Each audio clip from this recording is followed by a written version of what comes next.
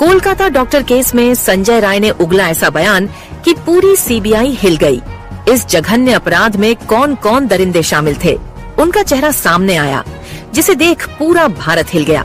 CCTV से delete किए गए एक ऐसे सीन को सीबीआई ने रिकवरी कर धर दबोचा। कई दरिंदों को क्या 4 नहीं 7 नहीं 8 नए चेहरों ने पलट दिया पूरे केस को। क्या 4 दरिंदों ने ऐसा बयान देकर चेंज कर दिया पूरे क्राइम सीन को। इन दरिंदों ने उस रात डॉक्टर बेटी के साथ क्या क्या किया और क्यों मारना पड़ा, लाई डिटेक्टर टेस्ट के दौरान उगल दिया। अपने सारे अपराध सीबीआई ने पूरी तरह से कंफर्म कर दिया है। क्या है पूरा मामला, आज मैं आपको बताऊंगा कि कोलकाता रेप केस में दरिंदे ने 4 घंटे तक महिला ट्रेनिंग डॉक्टर के साथ सेमिनार हॉल में क्या क्या किया है। आखिर उस रात कैसे हुई थी डॉक्टर बेटी की मौत। वारदात के 10 दिन बाद अब सब कुछ साफ हो चुका है। दरिंदगी की पूरी कहानी अब साफ हो चुकी है। असली गुनहगार कौन है, क्या है, पूरा सच्चाई, पूरा सीसीटीवी वीडियो सामने आ चुका है। किस तरह महिला के कपड़े फाड़े गए, उन्हें चोट पहुंचाया गया, फिर उनके प्राइवेट पार्ट्स पर गहरा घाव दिया गया और ब्लेड के टुकड़े भी डाले गए। सबका सब खुलासा अब सीबीआई के सामने हो रहा है। महिला डॉक्टर को चिल्लाने से रोकने के लिए क्या क्या किया गया, इन 4 लोगों ने क्या किया जिससे वह चीख भी ना पाई, कुछ बोल भी ना पाई, जिसकी आवाज किसी के कानों तक पहुंच भी ना पाई। दोनों आंखों, मुंह और प्राइवेट पार्ट से खून क्यों बह रहा था, क्या क्या वारदात में हुआ। दरिंदे संजय राय को लेकर ऐसे ऐसे खुलासे हो रहे हैं।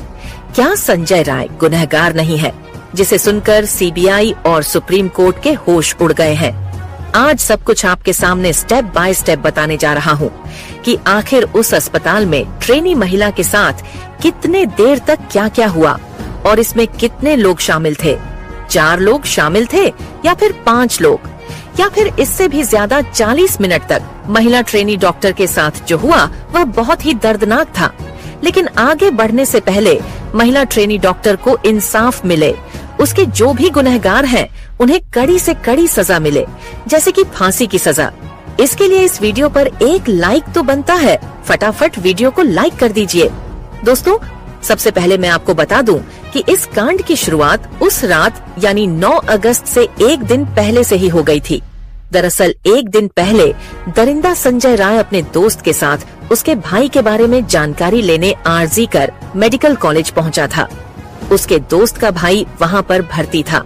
वहीं पर इसकी नजर महिला ट्रेनी डॉक्टर के ऊपर पड़ी। महिला ट्रेनी डॉक्टर को किसी खूंखार जानवर की तरह घूरने लगा।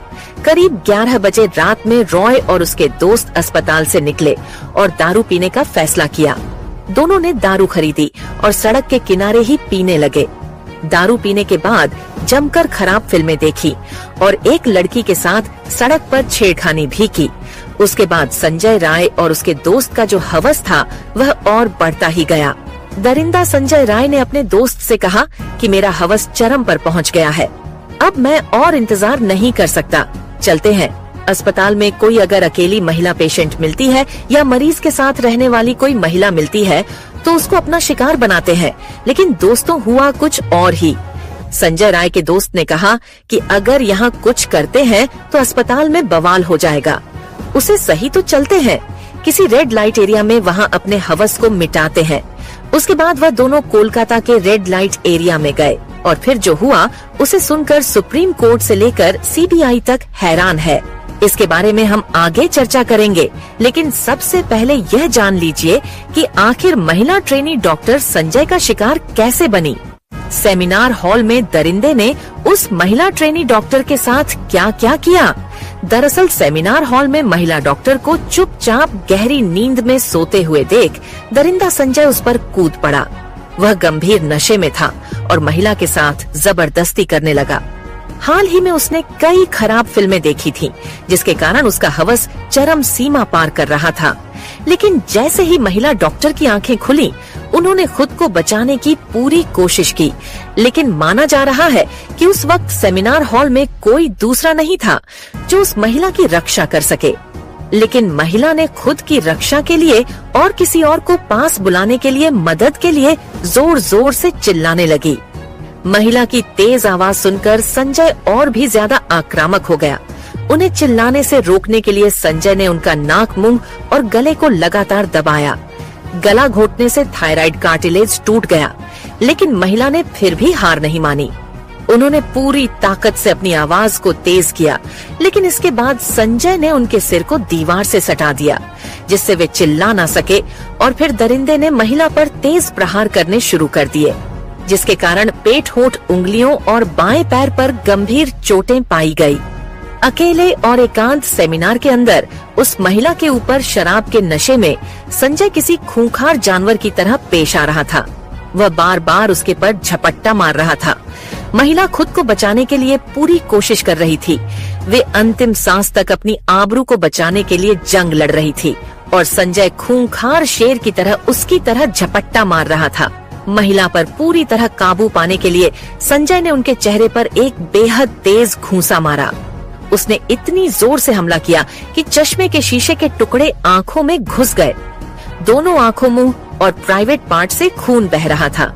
संजय ने अपने नाखून से महिला के चेहरे, शरीर और कई अंगों पर गंभीर चोट दिए थे, क्योंकि महिला के चेहरे पर आरोपी के नाखूनों से बने खाक के निशान मिले हैं।